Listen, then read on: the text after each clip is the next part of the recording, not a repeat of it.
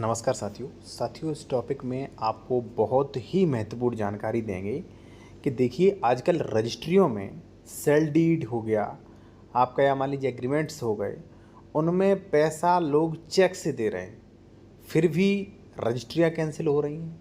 उनके ऊपर से एफआईआर दर्ज भी होती है जबकि पैसा चेक से दिया। अभी मैं आपको बताऊंगा हो क्या रहा है, ये कैसे लूप होल हो रहा है। दूसरा साथियों कि रजिस्ट्री में पैसा लेन देन करने का कानूनी तरीका क्या है, आयकर अधिनियम का और कॉन्ट्रैक्ट एक्ट का, और प्रतिफल जो है वो बाजारी मूल्य कितना दिखाना चाहिए। आपके एडवोकेट आपको कभी भी ये जानकारी नहीं देंगे, सिर्फ मैं दूंगा आपको जानकारी।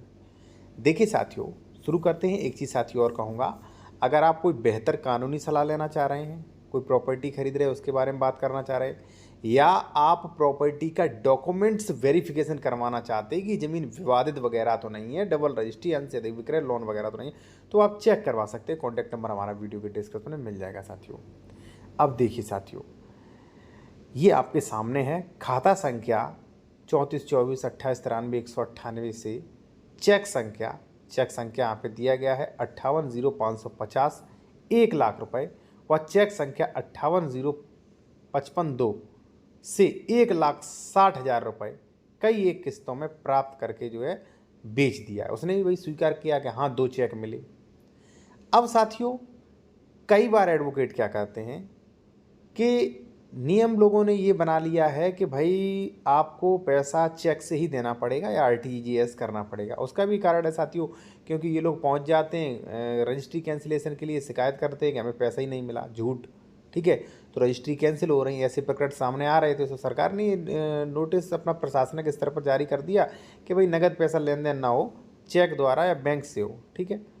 तो अब कई बार क्या होता है, लोग नगद देते हैं पैसे, तो एडवोकेट वहाँ पे क्या राय देते हैं कि चलिए चेक दिखा देते हैं, ठीक है, लेकिन पैसा नगद दे दिया और दिखा दिया चेक। यही सबसे बड़ी गलती कर दी साथियों। आपने मुझसे ज़मीन खरीदी है, ठीक है, आपने 2 चेक दिए मुझे, ठीक है, रजिस्ट्री पे शो करवाए, पैसा नगद दिया और चेक भी दे दिया आपने अपनी रजिस्ट्री करवाने के लिए।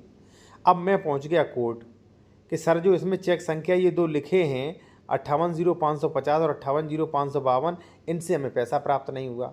जांच होगी, पैसा वास्तव में भी प्राप्त नहीं हुआ, आपके ऊपर एफआईआर दर्ज हो जाएगी 420 में, और 100% ही रजिस्ट्री कैंसिल हो जाएगी। दूसरा साथियों, मान लीजिए कई लोग क्या करते हैं, मान लीजिए आपने चेक दे दिए 2 हमें, ठीक है, और फिर आपने कहा कि ऐसा करिए आप मेरे चेक लौटा दीजिए, मैं आपको नगद दिए देता हूँ। आपने नगद दे दिए, 1-2 वर्ष बाद मेरी नीयत पलट गई, मैं कोर्ट में चला गया कि मुझे इन चेक से जो है पैसा ही प्राप्त नहीं हुआ, और वास्तव में नहीं हुआ, जब जांच होगी तो नहीं निकलेगा।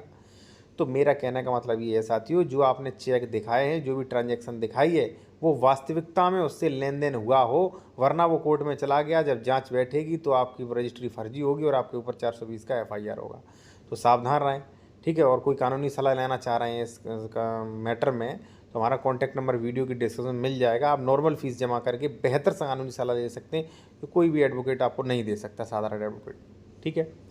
दूसरा साथियों, एक चीज़ मैं और यही क्लियर कर दूं कि रजिस्ट्री में पैसा लेन देन करने का कानूनी तरीका क्या है। देखिए साथियों, मैं तो आपसे ये कहूँगा कि जितना वहाँ पे बाजारी मूल्य है, जितना आप खरीद रहे हो उतना दिखवाएं।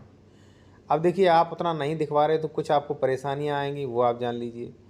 भविष्य में अगर लैंड एक्वायरेशन हुआ तो आपको वही मिलेगा जो आपने सर्किल रेट में दिखवाया है, सर्किल रेट का 2 गुना या 4 गुना, केवल पहली चीज़। दूसरा साथियों ये है कि इन फ्यूचर कभी भी कोई विवाद होता है, कभी भी पैसा रिफंड होता है, तो आपको वही होगा जो आपने रजिस्ट्री में डलवाया है, वो नहीं होगा जो आपने पूरा दिया है, ठीक है। तो उसके लिए भी आप कंसल्टेशन कर सकते हैं, मैं आपको बहुत अच्छा रास्ता बता सकता हूँ जिससे बहुत आपका फ़ायदा हो जाए।